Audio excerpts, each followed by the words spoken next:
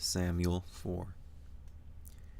And Samuel gave those messages to all the people of Israel. The Philistines capture the ark. The people of Israel went out to fight against the Philistines. The Israelites camped at Ebenezer. The Philistines camped at Aphek. The Philistines brought their forces together to fight against Israel. As the fighting spread, the men of Israel lost the battle to the Philistines. The Philistines killed 4,000 of them on the field of battle. The rest of the Israelite soldiers returned to the camp. Then the elders asked them, "Why did the Lord let the Philistines win the battle over us today? Let's bring the ark of the Lord's covenant from Shiloh. Let's take it with us. It will save us from the power of our enemies." So the people sent men to Shiloh. They brought back the ark of the covenant of the Lord. He sits there on his throne between the cherubim. He is the one who rules over all. Eli's two sons, Hophni and Phinehas, were with the ark of the covenant of God in Shiloh. The ark of the Lord's covenant was brought into the camp. Then all the people of Israel shouted so loudly that the ground shook. The Philistines heard the noise. They asked, "What's all that shouting about in the Hebrew camp?" Then the Philistines found out that the ark of the Lord had come into the camp, so they were afraid. "A god has come into their camp," they said. "We're in trouble. Nothing like this has ever happened before. How terrible it will be for us. Who will save us from the power of those mighty gods?" They struck down the people of Egypt in the desert.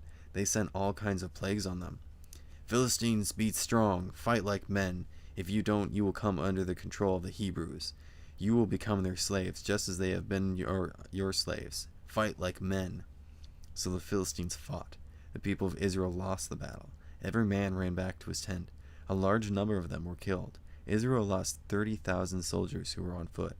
The ark of God was captured, and Eli's two sons, Hophni and Phinehas, died. Eli dies. That same day, a man from the tribe of Benjamin ran from the front lines of the battle. He went to Shiloh. His clothes were torn. He had dust on his head. When he arrived, there was Eli sitting on his chair. He was by the side of the road. He was watching because his heart was really concerned about the ark of God. The man entered the town and told everyone what had happened. Then the whole town cried out. Eli heard the people crying out. He asked, "What's the meaning of all this noise?" The man hurried over to Eli. Eli was 98 years old. His eyes were so bad he couldn't see. The man told Eli, "I've just come from the front lines of the battle. I ran away from there this very day." Eli asked, "What happened, son?" The man who brought the news replied, "Israel ran from the Philistines. Large numbers of men of the army were killed or wounded. Your two sons, Hophni and Phinehas, are also dead, and the ark of God has been captured." When the man spoke about the ark of God, Eli fell backward off his chair. He had been sitting by the side of the gate. When he fell, he broke his neck and died. He was old and fat. He had led Israel for 40 years. The wife of Phinehas was pregnant. She was Eli's daughter-in-law.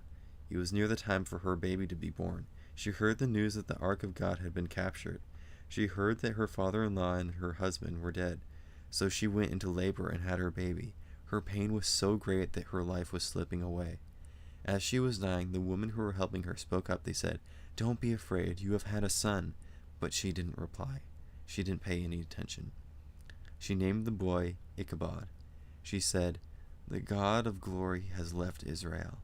She said it because the ark of God has been captured. She also said it because of her father-in-law and her husband had died. She said, "The God of glory has left Israel." She said it because the ark of the God had been captured.